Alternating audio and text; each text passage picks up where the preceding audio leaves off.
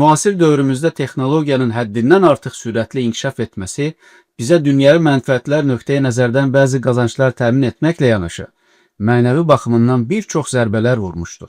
Ələlxüsus, internet və sosial medianın sərhəd tanımaz şəkildə yayılması fərdi bəşəri münasibətləri korladığı kimi, ictimai münasibətlərimiz başda olmaqla bir çox mənəvi dəyərlərimizi də əlimizdən alır.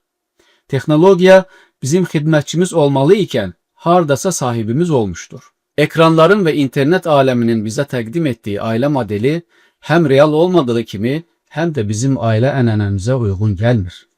Təəssüf hissi ilə qeyd etmək istəyirəm ki, artıq internet və sosial media ailəmizi şəkilləndirir, övladlarımızı dırnaq arası tərbiyə edir, bizim həyatımızı şəkilləndirir. Sosial media ailə üzvlərinin bir-birinə bağlılığı aradan qaldırıb, özünə bağlayır.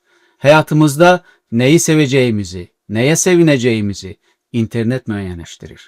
Sosial media ailə adlı qalamızın divarlarını yavaş-yavaş yıxır. Ailədəki etimadı sarsmaqla yanaşı, ailədə özəl həyat anlayışı da əlimizdən alınır.